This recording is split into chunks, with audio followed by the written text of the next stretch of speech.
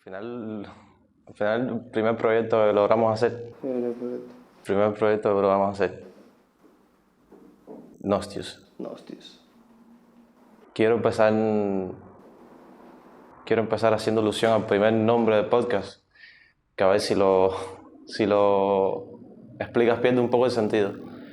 Pero la Y es por el why y el Y es por el por qué. Y quiero saber desde tu perspectiva, ¿por qué quieres hacer un podcast? ¿Por qué quisiste hacer un podcast? Okay. Primero de todo, no creo que tendría sentido explicar por qué es Gnostius. A lo mejor eso lo dejamos para otro día. No sé, no creo que tendría sentido explicarlo. Pero Gnostius tiene un porqué. O sea, es una... No me acuerdo cómo se llama el nombre ahora, pero son partes de diferentes palabras que forman esa palabra. Okay. Entonces, ¿por qué Gnostius? ¿Por qué un podcast? La verdad es que siempre me he preguntado por qué no. ¿Por qué muchas personas dicen, no, yo quiero hacer esto, yo quiero hacer lo otro, pero en realidad no se paran, no se detienen un momento y dicen, ¿por qué no lo estoy haciendo ahora? Eso sucede mucho. Y entonces, ¿por qué no hacer un podcast? Porque, no sé, tú y yo somos dos amigos que nos encontramos por total serendipia de la vida, yo considero que fue una coincidencia. Y entonces tenemos muchas cosas de las que hablar, tenemos muchas cosas en común y creo que ese sentimiento de compartirlo, o nada más por el hecho de cumplir una meta personal, es lo que hizo arrancar toda esta revolución del podcast, por lo menos desde mi punto de vista. Que por cierto, tuvimos la oportunidad de tener un amigo sí, que tenemos que darle un fuerte abrazo por darnos toda esta logística y todos los equipos. Zfotos, tienen los links en la descripción, muy importante, pues nos ayudó mucho. Y desde mi punto de vista, el porqué de un podcast, me he dado cuenta, hay pocas actividades que yo suelo realizar que logran despejar mi mente y tener un tiempo. Son actividades que requieren una pequeña capacidad cerebral que lo que hace es que desbloquee por completo tu manera de pensar. Cosas que requieren hacer, por ejemplo, escuchar un podcast, que es como, requieres estar ahí, pero estás más adentro de tu cabeza pensando sobre lo que están diciendo, que te deja volar libremente. Caminar también me suele hacer el mismo efecto. Y desde que me gustó, te mencioné la idea en mi casa, sí. Y al momento fue como, tenemos que hacerlo reír, tenemos que hacerlo. Fue una cosa, literal, fue todo muy orgánico, era como que, es lo que te dije, ¿por qué no lo habíamos hecho antes? Llevamos tiempo hablando, llevamos tiempo debatiendo un montón de cosas, pero ¿por qué no hicimos esto? Simplemente la idea nació cuando tenía que nacer y no cuando uno quería. Pero eso que dijiste es verdad, o sea, hay acciones que uno realiza que requieren de muy poca cantidad de energía y tu cabeza puede estar en dos cosas al mismo tiempo. Por ejemplo, ¿a quién no le gusta caminar escuchando música? Yo creo, por lo menos yo soy una persona muy melómana y yo escucho música para todo, para bañarme, para cocinar, y me encanta caminar y escuchar mi música y absorberme yo mismo en mis pensamientos. Y entonces, lastimosamente, o la mayor parte de las personas que conozco no escuchan podcast, no, simplemente es algo que casi ni siquiera saben que existe, o sea, no saben qué cosa es. Pero sería muy bueno, por lo menos que escucharan de nosotros, pero lo que sería lo óptimo es que incluyeran los podcasts a su propia vida, ¿me entiendes? Como mismo escuchan música, como mismo en una película, pueden escuchar un podcast. Un podcast es la evolución de la radio. Es la evolución de la radio y es como un libro contado por una persona que te cuenta lo que piensa, te cuenta cosas de él mismo. Es una conversación que puede estar llena de diferentes cosas. Tú mismo llegaste a una pregunta que quería hacerte, y es que si yo fuese una persona, un conocido tuyo, o simplemente una persona que estás en tu círculo social, en tu escuela, cualquier cosa, ¿qué me dirías si yo te preguntase de qué se trata el podcast y qué puedo ver, qué puedo encontrarme viendo el podcast? Muy bueno que hiciste esa pregunta porque mucha gente la va a preguntar. Mucha gente la va a preguntar, incluso antes de ver el podcast ya están preguntando eso. Sí. Entonces, yo creo que principalmente somos un par de amigos que tienen un problema y es que se cuestionan demasiado las cosas. Nosotros nos cuestionamos el porqué de todo y entonces lo debatimos encontrando una opinión en común y casi siempre la tenemos, eso es lo más bonito de todo. ¿Y qué estará dentro del podcast? El podcast tenemos, por lo menos yo, tengo como objetivo que toque diferentes temas. Por supuesto, el primero va a ser el porqué, explicando el porqué de todo.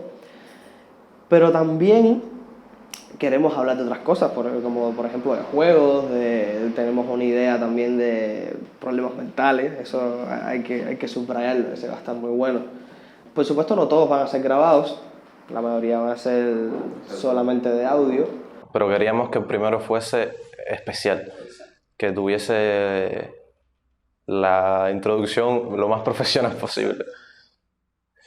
Y queríamos, en el podcast queremos hablar y abarcar el mayor campo posible, pero creo que si algo va a distinguir el podcast, que va a tener su pequeño toque de nosotros, y es que quiero que este podcast sea conocido por hacer preguntas difíciles. Sea quien sea que se siente, si es que alguna vez se siente otra persona, sea quien sea lo que hablemos, siempre va a estar ahí esas preguntas. Y quería empezar con que las personas que estén viendo esto, como si son 2, 3, 4, como si no somos nosotros dos mismos viendo nuestro propio podcast, quiero que sepan quiénes somos.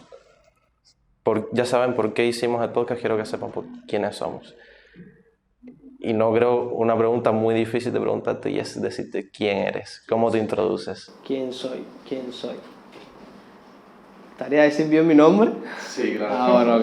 Ya, me llamo René Escalona Cinso. Para los que no me conozcan, ese es mi nombre. Y nada, soy una persona muy nostálgica. Creo que eso es algo que me describe bastante. Es una de mis palabras favoritas.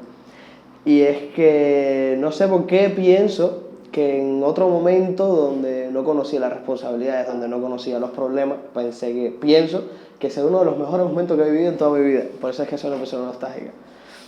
Y entonces, ¿quién soy? Soy una persona creada de recuerdos. Soy una persona repleta hasta arriba de pensamientos y cosas que lo han marcado durante toda su vida.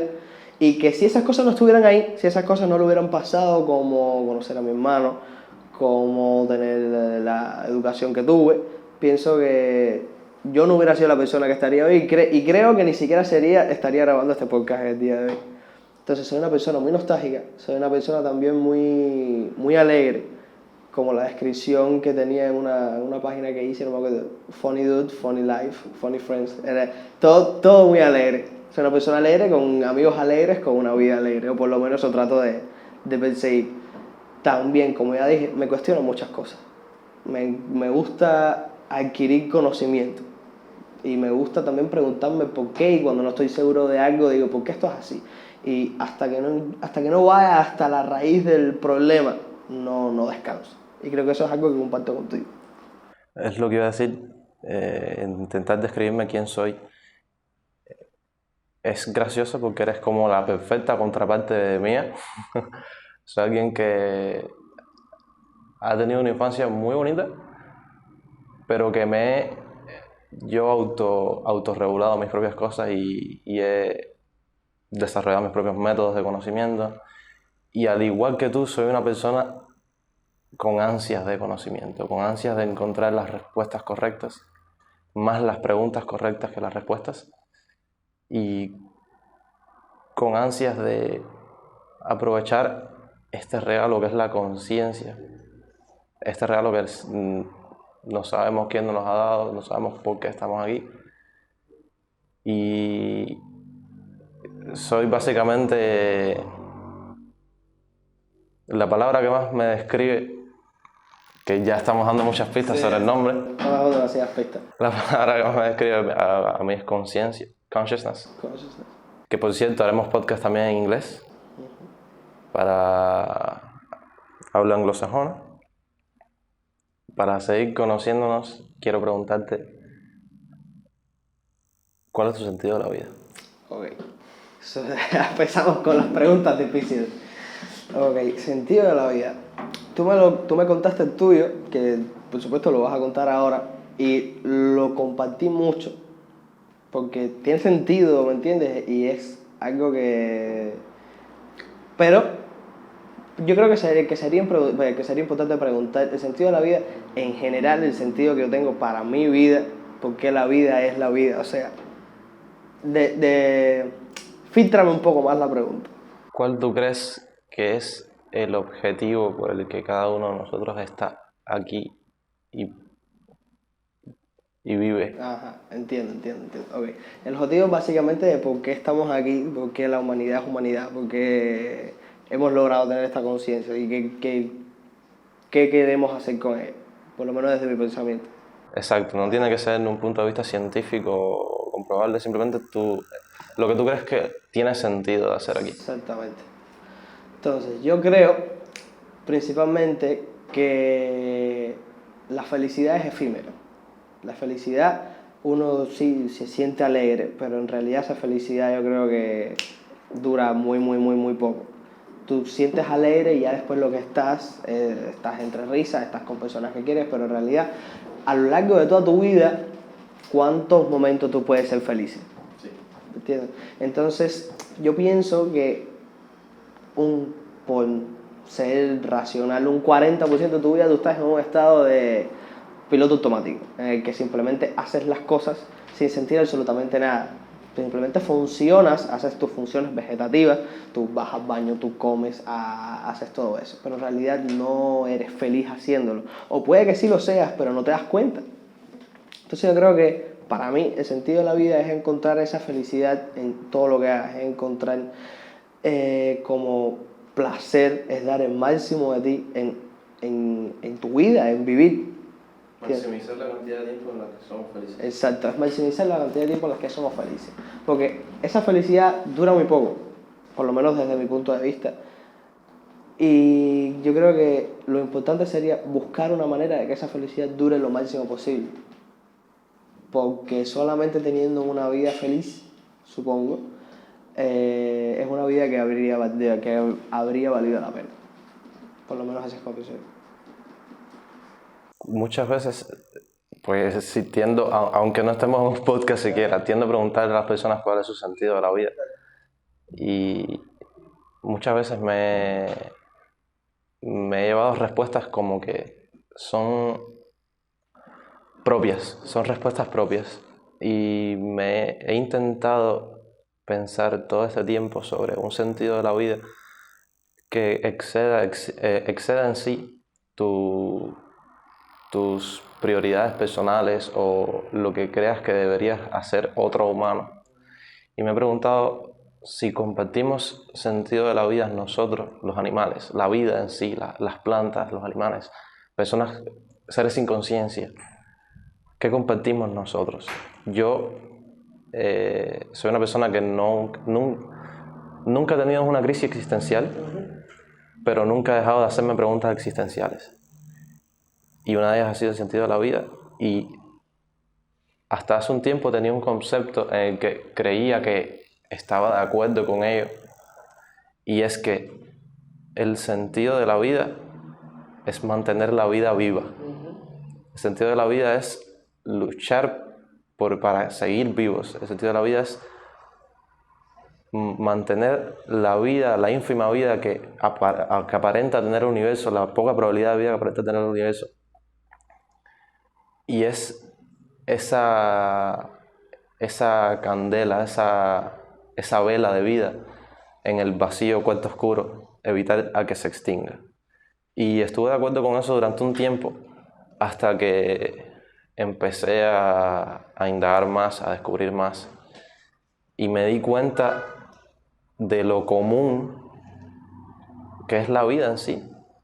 La vida es muy difícil de encontrar, pero el universo es tan infinitamente grande que la vida simplemente se formará donde quiera que estemos. Donde quiera que estemos, la vida tiene probabilidad de formarse en un sistema solar y hay millones y billones de sistemas solares en el universo.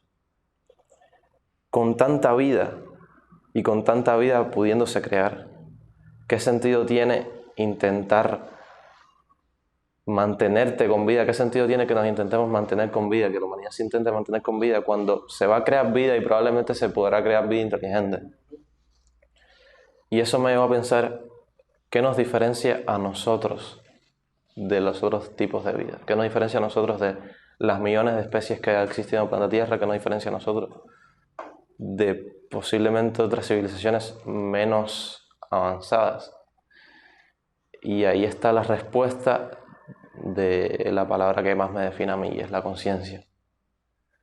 La conciencia es lo que nos define como seres humanos, lo que nos define como seres más inteligentes, porque somos capaces de comprender y hacernos preguntas y hacer un podcast que intentamos que nuestros pensamientos lleguen a otro público.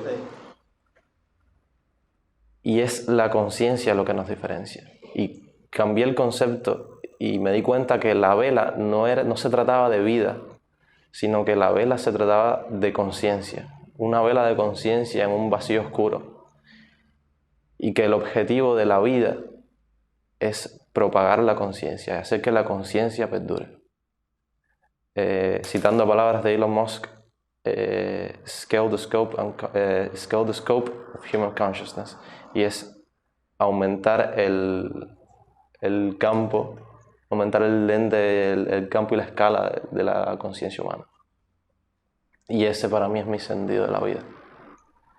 Y hace poco estábamos hablando, tú y yo en mi casa, sobre la ecuación de Drake y la paradoja de Fermi, si somos los únicos en el universo, si hay más, si hay aliens y tenemos que buscarlos.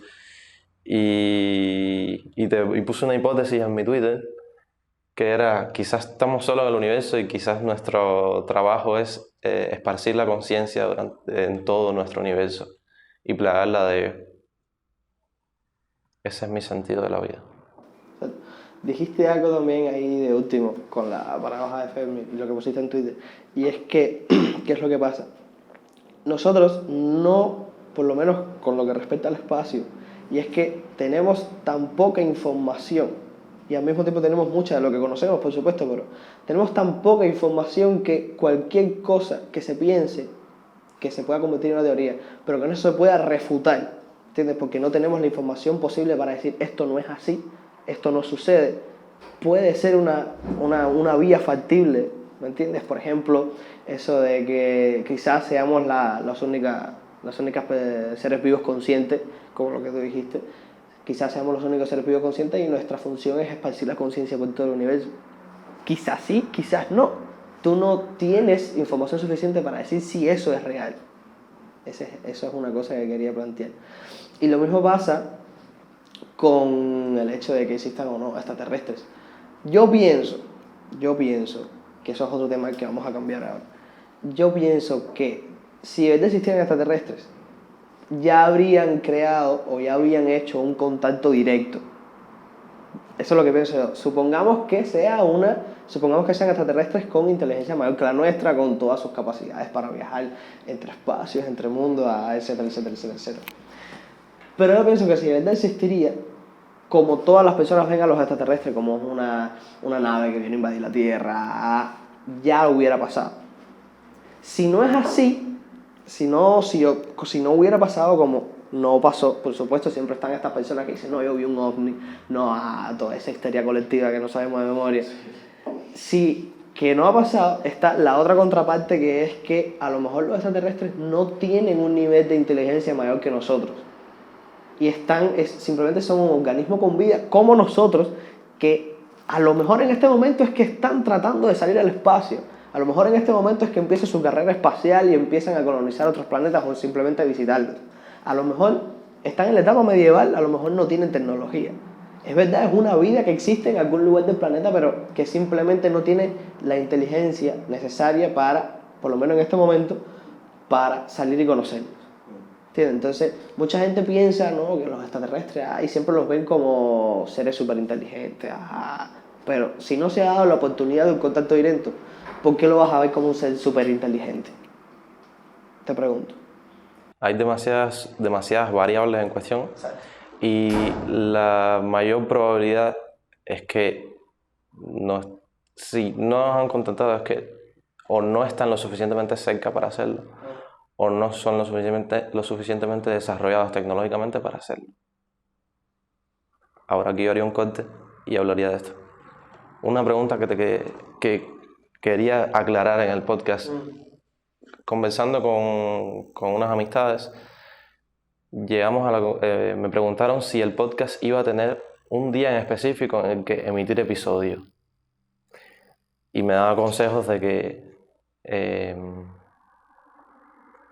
si las personas esperarían un episodio, esperarían al tener ese día, etc, etc. Es como más retención visual.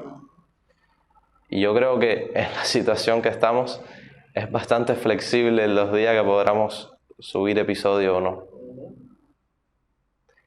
Y la otra pregunta es, ¿en qué plataformas estaremos emitiendo podcast? ¿En qué plataforma? ¿En qué plataforma? Yo creo que la principal sería YouTube. Lo principal sería YouTube. Subir los vídeos a YouTube porque en Twitter no puedes subir un vídeo de 1 hora. ¿O sí se puede? Creo que no. Yo creo que no. Creo que el vídeo solamente dura 2 minutos. No puedes subir un vídeo de 1 hora. O quizás puedes subir más, no sé, pero no creo que aguante un vídeo de 1 hora. Entonces, ¿qué haría Instagram? Pero en Instagram, no sé. Por lo menos en lo personal yo prefiero subirlo a YouTube y por supuesto, por lo menos yo haré los edits y pondré clips tanto en Twitter, que tenemos la página, tenemos la cuenta en Twitter, en español y en inglés, y también tenemos la cuenta en Instagram, y entonces ya yo me dedicaré a subir clips de los mismos, no sé, de las cosas más significativas que tengamos aquí hablando en los podcasts, y lo subiré a esas dos páginas. Subiremos los podcasts completos a YouTube. Sí. No sé si está abierto alguna aplicación de podcast de SoundCloud o algo por el estilo, tendremos que indagar en eso. Y en Twitter y a lo mejor Instagram, no sabemos nada, para los que usan mucho Instagram, pero en Twitter e Instagram subiremos clips. Por ejemplo, hay un podcast de una persona que se llama Naval Replicant, lo recomiendo mucho. Básicamente queremos hacer algo parecido a lo que tiene él montado. Y por lo menos puedo decir que en Twitter creo que si la comunidad o las personas que lleguen a ver el podcast quieren interactuar con nosotros, quieran incluso ofrecer temas de conversación que quieran hablar o ofrecer algún invitado posible, no sé, muchas variables, donde más interactuaremos con la comunidad será en Twitter. Sí, también quería hacer alusión a eso que dijo Rey, y es que para los que vean los podcasts y tienen alguna idea, como ya lo dijiste, comenten en Twitter, en los mismos clips que vamos subiendo, porque la red social que más vamos a tener interacción es en Twitter. Entonces, cuando la cuenta de nosotros suba algún clip, a ustedes ahí mismo pueden decir, no, mira, a mí me gustaría que hablaran de esto, o sería una buena idea que hablaran de lo otro. Y nada, creo que estaría bastante bueno, eso daría cierta retroalimentación también a lo que podemos hablar. Entonces, siguiente pregunta. Muy importante que sea la retroalimentación, porque el objetivo no es convertirse en cazadores de contenido. Exactamente. En cazadores de vistas o en cazadores de público. No queremos convertirnos ni hablar sobre las cosas que están explotando o ser media, sí, parte de la media. Sí.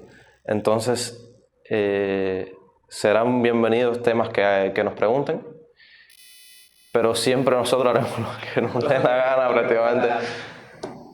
Y estamos abiertos, por ejemplo, a las personas que seguramente va a explotar nuestros WhatsApp personales de preguntas y de cosas que quieran hablar. Todos son bienvenidos a comentar. Entonces, aparte de que ya dijimos de que no queríamos explicar el porqué del nombre de Gnostios, algo que sí quiero explicar es el porqué del logo. Entonces, por supuesto, también vas a tener tu parte de hablar porque el podcast es de los dos y hay tema para los dos. Explica tú lo que tú metiste dentro del podcast. Exacto, voy a explicar mi aporte a hacerlo. Principalmente, algunas personas conocerán ya por nada más de tener un test de Rorschach y alrededor un átomo de hidrógeno, que eso está un poco también a la cara. Para los que vieron y tienen conocimiento de lo que es. ¿Qué es un test de Rorschach? ¿Qué es un test de Rorschach? Primero que todo, tengo que explicar que es sacado de Watchmen. Del cómic. Watchmen es un cómic de DC creado por Alan Moore. Está muy bueno, vean tanto la película, vean tanto la serie, búscalo, está muy bueno, se lo recomiendo a todos. Ok, entonces. La serie es mejor que la película. La serie es mejor que la película. Entonces, ¿por qué un test de Rorschach? El test de Rorschach es lo que yo aporté al logo. A mí lo que me fascina del test de Rorschach es que, por ejemplo, a mí lo que me pasa, yo en un test de Rorschach yo no veo nada. Yo simplemente veo tinta esparramada, pero me asombra también al mismo tiempo que en una simetría bilateral, o sea, literalmente le echas tinta aquí y lo pegas y los pones en el otro lado. Y mucha gente puede ver diferentes cosas dependiendo de cómo funciona su cerebro. Por supuesto, esto mayormente se lo hacen a personas con trastornos mentales. Mayormente se lo hacen a personas con trastornos mentales. Pueden ver distintas cosas. Lo mismo te pueden ver un caballo, que una taza, que pueden ver a Rey hablando conmigo en un podcast. Entonces, eso es lo que me asombra del test de Rorschach, y es que lo versátil que puede ser el cerebro en encontrar cosas donde otros como yo no puedo ver absolutamente nada. No ves nada. No ves nada. Yo en el test de Rorschach no veo tan... Es como esto de un vaso con medio lleno, el vaso medio vacío. Yo no veo un vaso medio lleno. Yo veo un vaso con agua. Por ejemplo, tú lo pones hasta la mitad, yo veo un vaso con agua y no sé decirte si está medio lleno o está medio vacío. Se necesita contexto. Exacto, se necesita contexto, soy demasiado práctico. Entonces, simplemente te digo que esto es lo que es. Un test de Rorschach es un papel con tinta, básicamente. Entonces, lo que me gusta... Exacto. Y que se usa en psicología, eso me faltó, que se usa principalmente en psicología. Y lo que me gusta del test de Rorschach es eso, lo versátil que puede ser el cerebro en encontrar diferentes cosas, diferentes patrones que por su tiempo que ella está trabajando con el propio humano, con su propio huésped, pueden ver diferentes cosas. Entonces, explica tu parte del logo. Una nota sobre el propio test de Rorschach. Es muy, muy cómico, pues estaba hablando con unos amigos míos sobre el logo, me estaban preguntando sobre el logo. Y en la misma mesa estábamos yo, mi padre y tres amigos más, comentando sobre qué veían con el logo, qué coño veían con el logo. Y uno decía que veía 3 pingüinos, uno decía que veía la muerte. Y algo muy curioso que nos dimos cuenta después agregándole colores al logo, como al cambiar el fondo de blanco, cambiarlo a negro, el test cambia en sí. Sí, claro, yo quería hacer también una alusión a eso. Y lo que pasa con el test de Rorschach es que cuando el fondo es blanco, tú tienes que ver lo negro, ¿entiendes? Lo que te transmite es lo negro, no es lo blanco. Y cuando el fondo es negro, lo que tienes que ver es lo blanco, encontrar formas en lo blanco. Como tú mismo dijiste que tus amigos encontraron formas, yo encontré en el fondo blanco con la tinta negra, yo encontré un alce en el medio, un alce con cuerno, tal cual. Y en el fondo negro con la tinta blanca encontré las garras de un águila. Creo que el alce te define bastante bien. Sí, el alce me define bastante. Pero bueno, entonces en el fondo negro con la tinta blanca encontré las garras de un águila, así, como cazando una presa. México. Entonces eso fue lo que vi. Entonces, tu parte del logo. Alrededor del test de Rorschach hay como un aro, una areola, con un pequeño circulito arriba, y es un guiño en sí a un personaje de cómics, y ese personaje, el logo es un guiño en sí a física. A la física, ¿Qué tiene que ver con la física? El aro en sí hace referencia a un átomo. El test de Rorschach sería el núcleo del átomo, y alrededor sería un electrón en órbita alrededor de ese átomo. Que por cierto, el átomo que tiene solo un electrón en órbita es el átomo de hidrógeno. ¿Y por qué el personaje? Hay un personaje que me gusta mucho, un personaje favorito. Nos gusta, le tenemos tremenda estima a ese hombre. También de Watchmen. También de Watchmen. Se llama Doctor Manhattan. Y básicamente el logo del personaje es el átomo de hidrógeno, lo tiene en el medio de la frente. Pondremos una foto por aquí.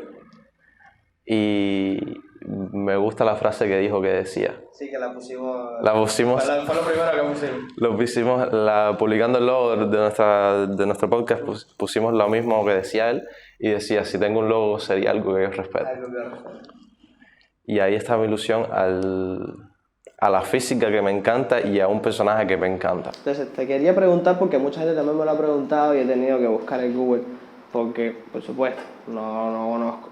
Entonces, ¿por qué tú crees que Manhattan respete el átomo de hidrógeno? Es sabido que el hidrógeno se utiliza en un montonal de cosas, pero montonal cantidad. Pero, ¿por qué tú crees que Manhattan respete el átomo de hidrógeno? Yo tenía una duda, y es que pensaba que le hacía ilusión el hecho de que la base de la vida humana se basa en carbono e hidrógeno. Claro. Y pensaba que era por ahí. Pero el propio personaje pierde sus capacidades extrahumanas de poder presenciar todo el tiempo a la vez, etc. Lo que hace que se pierda su humanidad. Y al perder su humanidad, ¿qué sentido tendría que se pusiese el logo de algo que representa la vida en sí humana?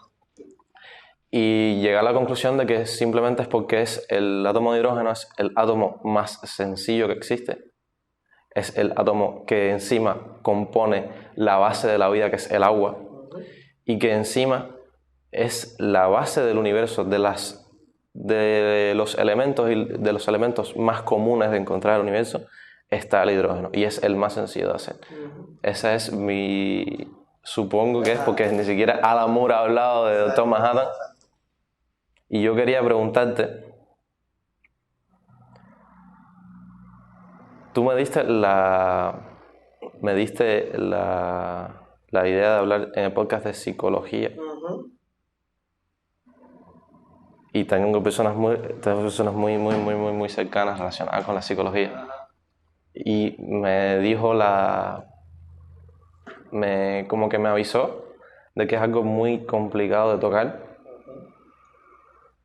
Algo que tenemos la facilidad nosotros, que somos completamente neutros. No tratamos de dar nuestro punto de vista, simplemente hablamos de una postura neutra. Y quería preguntarte, porque conozco muchas personas que les gusta la psicología. ¿Hablaremos de psicología en el podcast? ¿Cómo hablaremos? ¿Acaso invitaremos a personas? Ok, entonces, respondiendo a la primera pregunta, sí o sí hablaremos de psicología. Sé que es un tema controversial porque lleva mucha documentación. La psicología lleva mucha documentación, primero para no desinformar a las personas que lo están viendo y segundo para hablar con propiedad. ¿Me entiendes? Entonces, lo segundo, sí invitaremos a personas. Llegaremos a invitar a personas, por lo menos tengo amistades con problemas psicológicos reales, pero en un problema psicológico no me gustaría decir leve, porque los problemas, los trastornos psicológicos es como un gradiente de blanco al negro, está gris y para qué todas las cantidades de grises que existen. Pero lo que quise decir con leve es los más normales, por así decirlo, como bipolaridad, ansiedad, estrés postraumático, que son malos y de cierta medida pueden llegar a joderte bastante el cerebro. Pero es como lo más común, por así decirlo. Por ejemplo, tú no ves un esquizofrénico todos los días. A eso es lo que me refiero, ¿me entiendes? Entonces, yo tengo una amiga esquizofrénica. Voy a hacer todo lo posible para traerla y que nos dé por lo menos su visión de lo que es el mundo. Primero de todo, explicar qué cosa es la esquizofrenia, ¿no? La esquizofrenia es una enfermedad mental que principalmente usa el poder del cerebro para crear. El cerebro crea cosas que no existen. Entonces, ¿por qué digo el poder del cerebro? Porque esas personas con esquizofrenia ven, sienten, escuchan, huelen, saborean, tienen el poder de hacer lo que hace una persona normal con personas que el cerebro mismo se crea. Entonces, una persona esquizofrénica, por supuesto, no es como que ahora yo quiera imaginarme que ahí existe un dragón y yo veo un dragón. No funciona así. Casi siempre estos trastornos del cerebro tienen unos activadores que son los que hacen dispararse todo eso, casi siempre. Entonces, tengo una amiga esquizofrénica y me gustaría que nos compartiera su visión del mundo, si pudiera, claro, ¿no? Entonces, su visión del mundo para ella, ¿cuál es su día a día? Muy importante, no queremos tratarla, no queremos ser de psicólogos, Exactamente, sí. Simplemente queremos que las personas que puedan estar viendo esto se informen y vean y entiendan. Me contaste de que esa amiga tuya sufre medio de que bullying. Sí. Esta amiga mía, por ejemplo, lamentablemente vivimos en una sociedad bastante cochina. Entonces la gente inmadura, por ser ella diferente, porque es diferente, tú la ves por la calle y ella camina diferente, te habla diferente, porque ella vive en un mundo diferente, ese es el problema principal de todo. Entonces, por ser ella diferente, no es que le hagan bullying, sino que utilizan esa misma esquizofrenia que ella tiene para hacerle mal. Por ejemplo, un breve ejemplo. Ya expliqué que la esquizofrenia te hace ver cosas donde no las hay, tu cerebro las crea. Entonces, si ahora ella saluda a una amiga o un amigo, ¿no? Hey, ¿qué tal?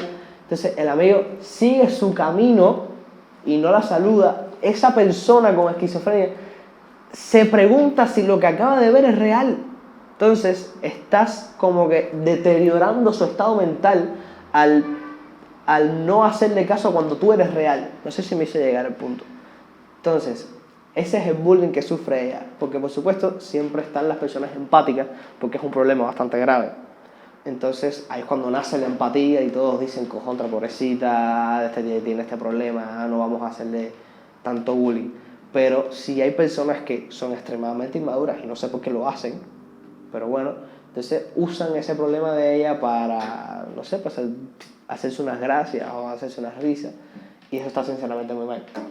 Entonces, me gustaría traer a esta muchacha aquí para que nos dijera, como ya he dicho, su visión del mundo. A lo mejor que nos explique cómo ella vive una crisis o los activadores que tiene. Otra cosa que quiero subrayar, no me gustaría que el ambiente fuera como un par de científicos viendo el comportamiento de una rata, ¿me entiendes? No me gustaría que fuera así, como que nosotros somos los espectadores viendo un circo. No. Quiero que todo sea en un ambiente de amistad, donde ella pueda contarnos con confianza lo que siente, y nosotros no la vamos a evaluar, no la vamos a juzgar en ningún momento de nada, simplemente queremos conocer qué es lo que le pasa. Simplemente queremos que ella nos cuente. A lo mejor no le gustaría, a lo mejor estoy hablando de algo que puede pasar y es una idea que tenemos, pero a lo mejor la muchacha me dice, mira René, Si es la última vez que se menciona este tema en cuestión es porque seguramente no se sintió incómoda con la idea. Exactamente. Entonces simplemente la dejamos pasar. Exactamente, porque la probabilidad de que ella nos diga que no, porque simplemente no le gusta, simplemente no quiere, no tiene la confianza con nosotros de decirnos sus problemas, la probabilidad está de que no venga y sería una acción que podríamos perder bastante. Entonces, pero bueno, la idea está ahí. De todas formas, no es la única persona con problemas mentales que tengo en mi círculo de amigos. Tengo personas que son bipolares, personas que tienen problemas de ansiedad, personas que han sufrido violación, etc. Entonces, nosotros sí o sí dedicaremos un capítulo de este podcast a la psicología, a cómo funciona el cerebro. Parte también hablaremos de la conciencia porque está directamente relacionado. Traeremos psicología, traeremos ciencia, traeremos filosofía, traeremos finanzas, traeremos... Revisión de memes también. Revisión de memes. Traeremos de todo que por hablar no va a ser. Nosotros hemos estado infinidad de horas hablando cuando podríamos haberlo grabado, que fue lo que me pinchó, lo que se me ocurrió de, coño, si hablamos tanto y hablamos sobre estos temas, ¿por qué no lo grabamos? Y así las demás personas pueden oír. Y quiero aprovechar estos momentos para ponerme dentro de la cabeza de personas que estén viendo hasta estos minutos en el podcast. Me imagino que soy una persona X viendo el podcast y me gustaría... estoy viendo que estas dos personas están cumpliendo proyectos que se propusieron y que lo están haciendo y que contrataron con personas y que lo van a hacer por fin, que lo estaban atrasando, lo tuvimos que atrasar por algunas complicaciones, que hablaremos de esas complicaciones, pero estamos aquí, lo logramos hacer. Claro. ¿Qué le dirías a una persona ahora mismo que está viendo este podcast que tiene proyectos pero no ha movido un pie para hacerlos? ¿Qué le dirías? ¿Qué le dirías? Lo primero que le diría, y no dudaría ni un segundo en pensar otra pregunta. ¿Por qué no lo estás haciendo ya? ¿Por qué si tú tienes un proyecto que te gusta, un proyecto que quisieras que todo el mundo lo conociera, un proyecto que, como ya mismo dije, que te gusta, te apasiona? Porque creo, al menos yo, mi manera de pensar es que si algo te gusta, que si algo de verdad se te va la vida en ello, da el 100% tuyo en eso. ¿Entiendes? Entonces, ¿qué sentido tiene que hacer algo que te guste sin dar tú el 100%, sin dar lo mejor de ti? Entonces no te gusta tanto. Entonces, la pregunta que le diría, lo primero que le diría a las personas que tengan un proyecto, que tengan algo entre manos y todavía no lo han hecho por X motivo, háganlo ya. Es más, le digo, te digo, si tienes un proyecto, quita el podcast, no me importa, quita el podcast ahora mismo y empieza a hacer el proyecto ya. Eso es lo que le diría principalmente. Porque, ¿qué es lo que pasa? Yo, tomo mi propio ejemplo, soy una persona extremadamente, ¿sabes lo que quiero decir? Extremadamente procrastinadora. Procrastinar es dejar todo a última hora porque no quieres hacerlo, simplemente tienes vagancia o simplemente la idea de que empezar a hacerlo te resulta muy cansina o es demasiado para ti en ese momento. Eso es mentira. Eso es mentira, eso simplemente es una ilusión que tú te haces porque eres una persona procrastinadora. Y entonces, no tengo mejor ejemplo que yo mismo de que que tú eres capaz de eliminar, cuando tú seas capaz de eliminar esa procrastinación, todas las cosas las vas a hacer así. Y siempre tienes que preguntarte esto: ¿de verdad me cuesta tanto trabajo empezar a hacer este proyecto? O sea, es como lo que hablamos una vez de que muchas decisiones como tirarse a una piscina de agua fría, que lo único que necesitas es coger la fuerza suficiente para saltar. Porque, al fin y al cabo estás en una piscina, vas a tener que meterte sí o sí. Y si no te vas a meter, ¿para qué fuiste a la piscina, no? En primer lugar. Entonces, la piscina está fría, es verdad, la tocas con el pie de vez en cuando y dices, está fría, te lo piensas y te lo piensas y te lo piensas y te lo piensas.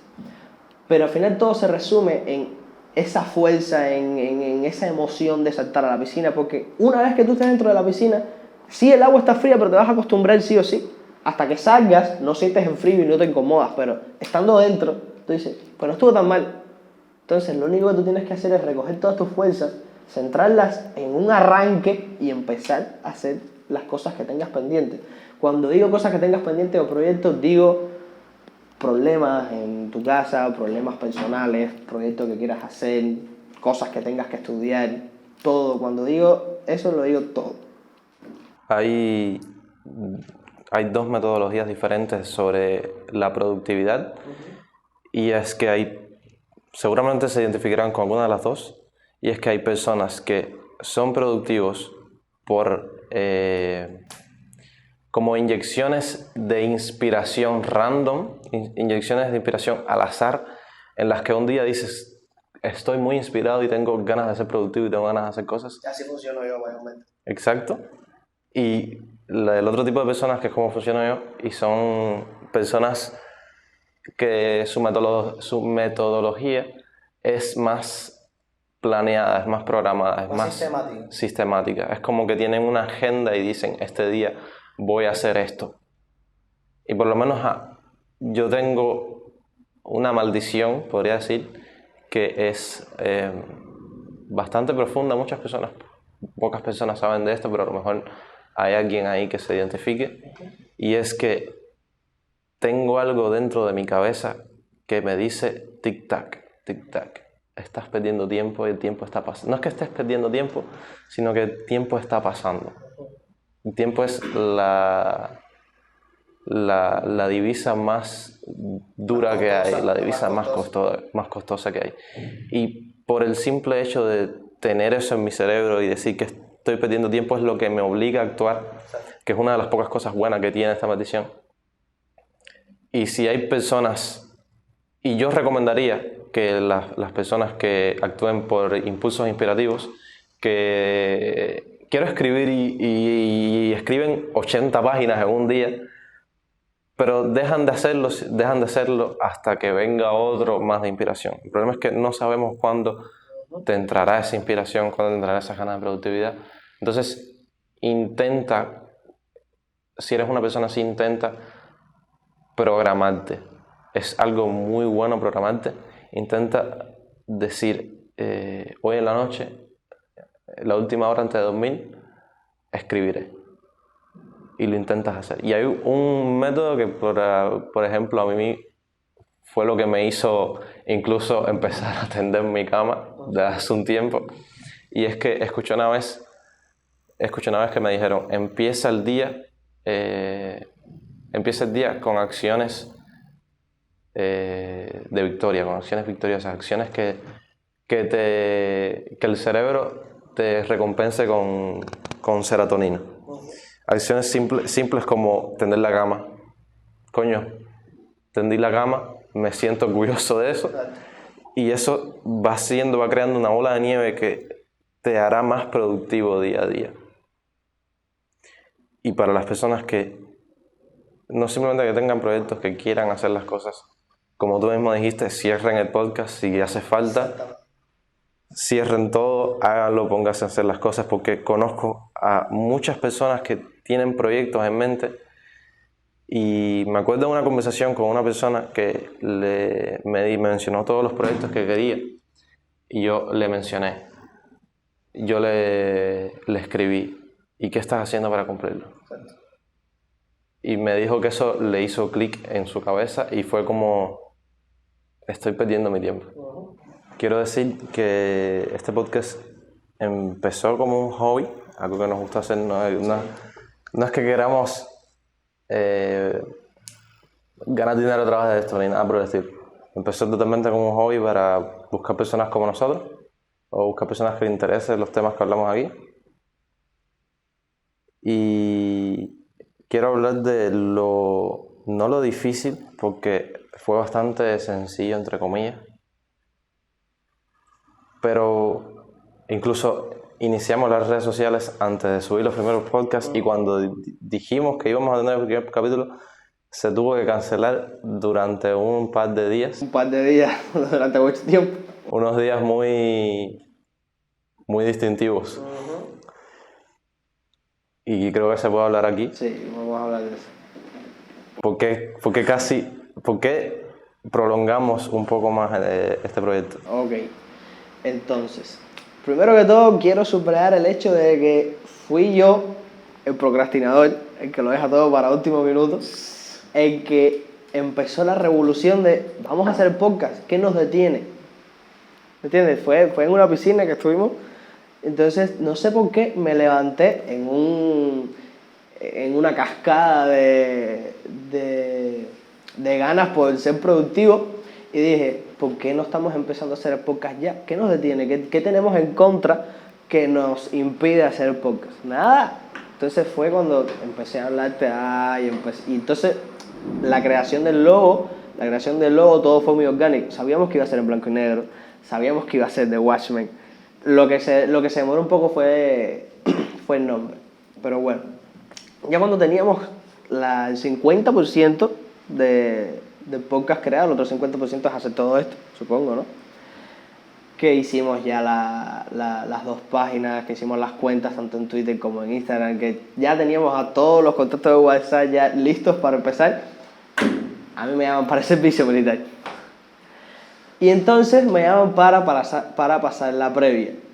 La previa fueron unos 20 días. ¿Qué es la previa? Ajá, ¿qué es la previa? Como su mismo nombre indica, es un tiempo previo al servicio militar, es una situación previa al servicio militar, que es más difícil, es mucho más concentrado, y es mucho más jodido. Estamos en un país en el que el servicio militar es obligatorio. Es obligatorio. El servicio militar es obligatorio.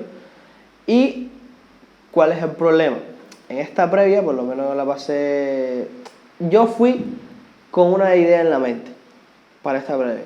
Yo soy de las personas que mantiene sus expectativas muy bajas, por el piso. Entonces, porque digo que cuando pasan las cosas es mejor llevarme un asombro de que, mira, no fue tan mal como yo pensaba, que una desilusión y sentirme mal porque fue peor de lo que yo pensaba. Entonces siempre mantengo mis expectativas al límite de la ausencia. Y entonces yo pensaba que el servicio militar, que la previa, le iba a pasar muy mal. De que los sargentos mayores me iban a quitar la comida, de que me iban a maltratar, de que... No sé, yo tenía la idea de que iba a estar en una prisión. Prisión de paz. En una prisión. Y entonces, cuando entré, te mentiría si te dijera que la pasé bien, porque no la pasé bien. Ahí no se pasa bien, ni normal, ahí se pasa mal. Pero no fue como yo me lo esperaba. Y eso también fue como un poco de aire fresco a mi ser, ¿no? A cómo estaba. Entonces, quiero también decir una cosa que es importante lo que dijo Darwin. El ser vivo que sobrevive no es el más débil, no es el más fuerte y tampoco es el más inteligente. Es el que más fácil es adaptarse al medio. Por supuesto, casi siempre los más inteligentes son los más fáciles de adaptarse, pero eso no siempre sucede. Entonces, ¿por qué esto? Y es que yo me adapté a la previa antes de darme cuenta que yo estaba en la previa. ¿Entiendes? Yo marchaba y yo estaba bajo el sol y yo pasaba hambre, etcétera, etcétera, etcétera. Pero todavía no sabía que eso iba a ser por 20 días. Y entonces yo me adapté a todo eso, a ese nuevo sistema de vida que es un cambio de 180 grados completamente. Y literalmente es un cambio. Y entonces me adapté a ese cambio antes de darme cuenta que yo estaba en la previa, antes de darme cuenta de que iba a pasar tiempo ahí adentro y que las cosas se podían poner peores. Y eso es algo que para los que no hayan pasado el servicio militar o la previa, se los recomiendo mucho, y es que traten por todos los medios de adaptarse. Eso es importantísimo, la adaptación es súper importante. Quería tocar un tema muy importante, y es que fue algo que yo te mencioné, pero que ya tú tenías anteriormente pensado. Ajá. Y es algo yo lo veo muy interesante, Sí. y es el hecho de que llevaste una libreta y un lápiz durante estos 20 días. Ajá. Y anotaste todo lo que te iba pasando, Exactamente. que a lo mejor lo podrás enseñar aquí en algunas páginas por casualidad. Que anotabas día a día, no sé cuándo lo anotabas, que te quería preguntar, que anotabas día a día como un diario, un journal. ¿A qué hora, qué tiempo tenías tú para anotar todo eso? Eso es bastante curioso y es muy bueno que lo preguntes. Y sí, es verdad, yo llevé un diario a la previa, la gente me decía el escribano, porque a cada rato, siempre que teníamos un tiempo libre, hago una pausa aquí, en la previa, tú tienes o mucho tiempo libre o no tienes nada de tiempo. Eso es algo que hay que poner sí o sí.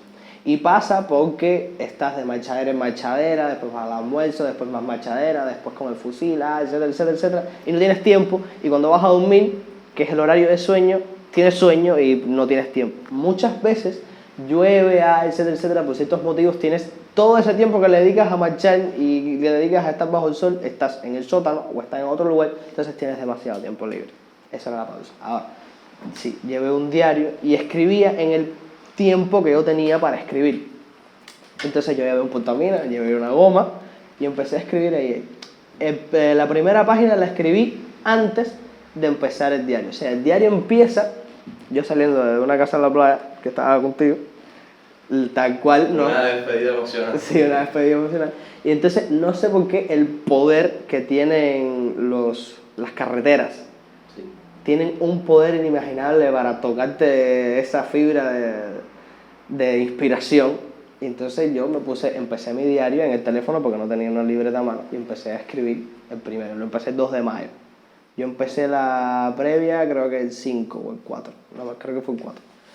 Y entonces lo empecé a escribir el 2 de mayo. Entonces ya después de que empecé en la previa, siempre que yo tuviera un tiempo escribía. Mayormente escribía antes de dormir, que era el tiempo en el que yo tenía que nadie estaba durmiendo, porque ahí le dicen horario de sueño, empieza a las 10, pero nadie se acuesta a las 10, nadie.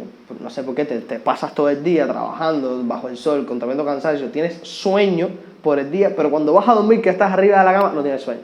Entonces, algunos sí y otros no. Entonces algunas personas se dedicaban a hablar, se dedicaban a joder, se dedicaban a hacer chistes, y en esa hora, imagínate, un cuartel con 106, 108 personas y yo en mi cama normal escribiendo ahí todo lo que pasaba en el día. Eso sí, escribía un diario de todo lo que pasaba en el día. Un día lo traeré y empezaré a leerlo aquí tal cual para que ustedes conozcan también lo que viví en el verde. Soy consciente de que eres una persona que escribe, de que tienes un proyecto bastante importante, de que has hecho guiones, de que tienes algunas escrituras en Wattpad, pues si las personas quieren ver lo que escribes. Y te quería preguntar sobre el servicio militar. La pregunta que todo el mundo se pregunta: ¿es necesario? Buena pregunta. Primero lo primero, ¿no? Sí, soy una persona que escribe. No me gustaría llamar lo que es un don, porque yo no nací con ese don, simplemente nací con esos gustos. Y entonces empecé a aprovechar esos gustos y empecé a explotarlos y empecé a escribir y se me daba bien. Ok, servicio militar sí es necesario. ¿Qué es lo que pasa? Recordando las palabras que dijo nuestro comandante, todo cubano tiene que saber tirar y tirar bien. Ok, pero déjame a mí tomar esa elección. Déjame a mí ser lo suficientemente maduro como para no poner mi vida en riesgo. Cito a Leonardo da Vinci, que es una frase que usé en esta los otros días. Si tú de verdad aprecias tu vida, ¿cómo decía? Las personas que no aprecian la vida no la merecen. Exacto. Las personas que no aprecian la vida no la merecen. Entonces, cito a otra persona, Freddy Vega. El patriotismo es una enfermedad que se cura viajando. Todas estas citas y todas estas cosas sirven de alusión para mi manera de pensar y la tuya también porque te conozco. Y es que tú puedes defender a tu patria, tú puedes sentirte el mayor patriota, tú puedes sentirte orgulloso de tu país, pero si en algún momento cualquier cosa atenta contra tu vida, no puedes ser lo suficientemente tonto como para dejar tu vida por eso. La vida es, ¿cómo decirlo? Es tu vida, ¿me entiendes? Tú no puedes ni siquiera pensar en la capacidad de dejar tu vida por algo porque no tiene absoluto sentido. Entonces, respondiendo a la pregunta, el servicio militar no es necesario. Es verdad que te enseñan disciplina, eso sí, te enseñan a ser una persona disciplinada. Te enseñan a veces cosas absurdas, como lo de poner una chancleta detrás de la raya y que todo tenga que ser igual. Eso es absurdo, pero bueno, son las políticas de ahí dentro. Pero todo está pensado, todo es una estrategia para que tú seas, o para que tu cabeza se amolde el sistema. ¿Entiendes? Todo, cada cosa, cada política, cada sistematización de adentro está pensado para que tú sigas una orden y no la discutas. Eso de que las órdenes se cumplan y no se discuten y después la discutes cuando se cumplen. ¿Y para qué la vas a discutir si ya la cumpliste? Yo detesto eso, pero bueno, todo está pensado para que eso suceda. Entonces, el servicio militar yo no lo considero necesario hasta cierto punto. Yo lo considero necesario para las personas que quieran que sea decisivo y que puedan dar su vida por la patria, por ejemplo. Para esas personas sí es necesario. Cúmplelo y para ti sí es obligatorio. Pero para una persona que no tiene nada que ver con ese estilo de vida, que matar a otra persona le resulta repulsivo, tener un fusil en la mano y que tu mano casi se derrita por el calor del AKM, ese no es tu mundo, ese no es tu ecosistema. Para esas personas no es necesario pasar el servicio militar. Es que ni siquiera las personas que les gusta proteger la tierra en que nacieron. Ni siquiera para esas personas debe de ser obligatorio, simplemente es decisivo. Exacto. Que lo que cada uno tenga la opción de decidir si quiere ir o no. Y quería aprovechar que este es el primer podcast, que hay muy pocos oyentes, que podemos hablar, para preguntarte algo que me resultó bastante sorprendente. Ajá. Y me mencionaste que en el servicio militar donde te tocó, el lugar donde te tocó, había mujeres. Había mujeres. ¿Cuántas mujeres habían? Habían 10 mujeres, 9 mujeres. 10 mujeres. 10 mujeres. Cifra completa, 10 mujeres. Y estaban ahí por decisión propia, porque para las mujeres el servicio militar aquí no es obligatorio, ellas deciden si quieren ir o no. Es voluntario para las mujeres. Pero me dijiste que esas mujeres estaban realizando una conducta dentro del servicio militar que me sorprende que estén realizando esa conducta cuando fue su decisión ir ahí. Pero ¿qué eran lo que estaban haciendo ellas? Ok. A mí me gusta comparar de vez en cuando el servicio militar con una prisión. Es una comparación, es verdad, es dura, pero es la que es. A cada rato tienes un guardia o una persona que trabaja ahí dentro viéndote y siguiéndote los pasos y mandándote cosas para hacer. Te la pasas aburrido, te la pasas haciendo cosas obligadas, no puedes salir, la comida es racionada y hasta cierto punto hay contrabando. Adentro todo el mundo fumaba, todos fumaban. Todo era una cosa de te doy una caja de cigarro por esto, y funcionaba el trueque, era a base de trueque todo. Entonces, como mismo estaba el trueque de lo tangible, de lo que existe, como una caja de cigarro, como turrones de maní, cosas principalmente de comida, también estaba el trueque de lo estacionario, hablando de cómo la gente se sentía ahí dentro. Me explico. Estas mujeres hacían un trueque con su cuerpo a los tenientes, primertenientes, no diré capitanes, pero estoy seguro que más de uno pasó por ahí, para que ellas no tuvieran la previa tan fuerte. Exacto, wow. Lo que más me sorprende es que ellas se dejaban, ellas sabían lo que hacían, ¿entiendes? Entonces, básicamente, porque tú lo ves, ¿entiendes? A ellas nadie les decía nada cuando marchaban mal, nadie se les refería de mala forma, no las insultaban. Se excusaban diciendo, no, es que son mujeres, pero tú no tienes por qué tratar a una mujer mejor que un hombre por el simple hecho de ser mujer. Todos merecemos el mismo respeto. ¿Entiendes? Estoy hablando de que yo ahora marchando me confunda, vaya para la derecha, vaya para la izquierda, porque tengo tremenda hambre, son las 12 del día y yo no he almorzado, y tú me digas a mí anormal por pasar para la izquierda y vaya para la derecha. Eso a una mujer no le sucede. Es cierto que biológicamente son capaces de soportar menos que un hombre, pero cuestiones de trato en sí. Exacto. Cuestiones de trato cuestiones de cosas que ellas hacían que estaban mal, que si eso lo hacía un hombre, lo hacía un soldado, se lo comían vivo, pero a ellas no. Ellas marchaban mal, no todas por supuesto, pero te estoy poniendo un ejemplo. Me refiero a, en el estado hipotético de que si marcharan mal, de que si se demoraran comiendo, de que llegaran tarde a la formación, nadie les decía nada. ¿Por qué? Porque ya estaban anteriormente compinchados con los tenientes, primertenientes, etc., para que no les dijeran nada. ¿Qué edad aparentaban los altos cargos? Los altos cargos. Sí. Por ejemplo, si mal no me acuerdo, ahí había un capitán, el segundo capitán, porque está el capitán de la previa y el segundo capitán en jefe. Creo que el segundo capitán no tenía más de 35 años.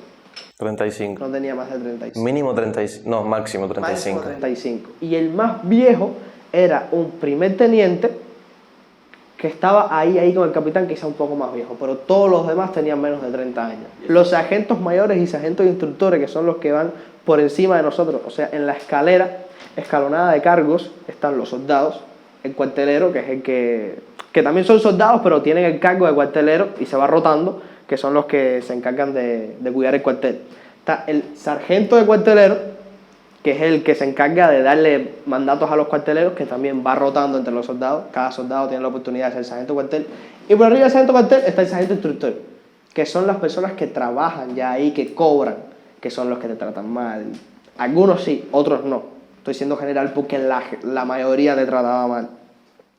Los sargentos instructores A, todos ellos, esa es la escalera de cargos. Altos cargos de máximo 35 y personas aún de mayor edad. Pero Sí, lo que te quería decir, perdón. Estos sargentos instructores tenían la edad de nosotros. Tenían 19 años, 20 años. Un soldado, uno que era el más viejo que estaba adentro, tenía 22, que es como nosotros, un recluta, era más viejo que todos los sargentos instructores de adentro.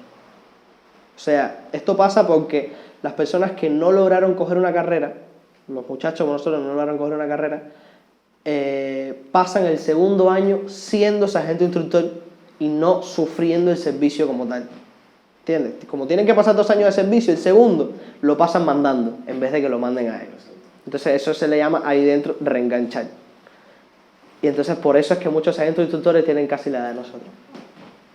habían mujeres adentro quienes intercambiaban, hacían un trueque de relaciones sexuales con mayor estabilidad dentro de la propia previa.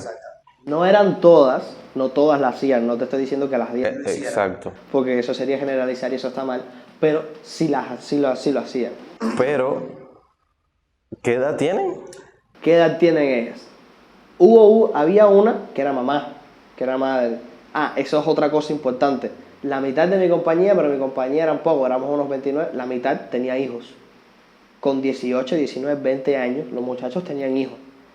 Yo tengo un amigo que le decimos el Risa, porque siempre se estaba riendo, tenía 2 jimaguas, o sea, un varón y una hembra jimagua, otro en camino, y él tenía su problema de la mente, es lento, aparte de que tenía cáncer en un riñón, estaba jodido, y estaba allí dentro. Entonces, ¿qué edad tenían estas muchachas? Estoy seguro que ninguna tenía más de 21 años. Ninguna tenía más de 21 años. Incluso habían de 19. 18 más o menos. No, 18 no lo creo, pero sí 19. 19 mínimo. 19 mínimo. Teniendo relaciones con personas de 35 para mejor estabilidad en la previa. Exactamente. Y también un curioso, cuando saliste de la previa del servicio militar, eres una persona que no puede vivir en tu casa, no puedes vivir en tu propia casa, quieres salir constantemente, pero cuando llegaste querías estar en tu casa solo. Eso es algo que me sorprendió bastante. Y es que antes, como tú mismo dijiste, antes de yo entrar a la previa, antes de entrar a lo que es la Fuerza Armada como tal, yo era una persona, a mí la monotonía me asesina. Soy enemigo de la monotonía, soy enemigo de estar siempre en el mismo lugar sin hacer nada. Por supuesto, yo podré estar jugando en el play o jugando en la computadora o escribiendo, pero necesito estar fuera de mi casa. Las relaciones interpersonales con amigos míos las necesito, ¿me entiendes? Entonces era una persona que detestaba estar en las mismas 4 paredes que veía 24/7. Cuando salí de la previa, lo único que quería era estar en mi casa. Y es un sueño viejo, porque a cada rato me dormía, me tiraba en la cama y era muerto. Y nada, que tenía ganas. Lo único que quería era estar en mi casa. No quería salir, no quería ver a nadie. Quería estar en mi casa con mi almohada, en mi cama. Es que de hecho me fue muy cómico. Antes de venir a grabar, tú te quedaste en mi casa a dormir. Y estábamos viendo una película y te dormiste sentado viendo la película. Sentado viendo la película. Y yo apagué todo y no te diste cuenta. Eso es otra cosa que quiero explicar del servicio militar. Y es que cuando tú estás allí dentro, cualquier superficie, cualquier lugar donde tú estés que tengas un tiempo para dormir te resulta inmensamente cómoda. No es que tú encuentres el sueño, no, es que tú ahí intentando dormir estás plácido. Que el sueño te encuentra a ti. Exacto, el sueño te encuentra a ti. Tú puedes estar arriba de una piedra, arriba de hierba mojada, arriba de tierra, arriba de piso sucio, estando en el sol. Más de uno se durmió en el medio del polígono, que era como una plaza. Hay una plaza, esperando a que los dirigentes hicieran sus cosas. Estamos sentados, y la gente sentada así, sopa, durmiendo tal cual. Entonces, en cualquier lugar de la previa, en cualquier lugar donde tú tengas un tiempo para dormir, vas a dormir bien. Con respecto al servicio militar, de siempre, de toda una vida aquí en Cuba, a ti te hacen un chequeo médico antes de entrar, que te dicen si eres apto o no. Por cierto, el chequeo médico es otro tema que no es que defraude, es que es algo más allá. Ajá. Pues te sitúan dentro de varias salas de psicología, de estomatología, en que te miden el peso de tus huesos, etc, etc, etc, etc. Queda mucho que decir, básicamente entra todo el mundo. Va más allá de la decepción. Exacto. Pero te quería decir, hay personas que fingen tener alguna discapacidad mental, algunas personas incluso que se autolesionan para no ir al servicio militar. El servicio militar, o sea, para esas personas, no te estoy preguntando si recomiendas hacer eso o no. Te estoy preguntando que si te pueden poner en una situación, porque claro, el servicio militar tengo entendido que es como un dado en el que puedes caer en una facilidad muy, muy, muy difícil o en que puedes caer en un lugar que no es complicado, simplemente eres como simplemente una pequeña mano de obra. Exactamente. Puede llegar al punto, te pueden poner en tal situación en el que convenga a fingir alguna discapacidad mental. Respondiendo a esa pregunta, quiero dejar claro dos cosas.